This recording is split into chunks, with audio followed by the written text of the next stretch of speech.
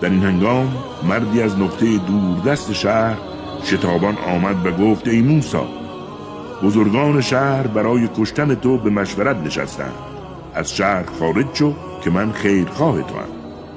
وحشت زده و نگران از شهر خارج شد و گفت: پروردگارا، مرا از دست ستمکاران نجات ده. هنگامی که روی سوی شهر مدین کرد گفت: امیدوارم پروردگارم مرا به راه درست و نجات بخش راهنمایی کند.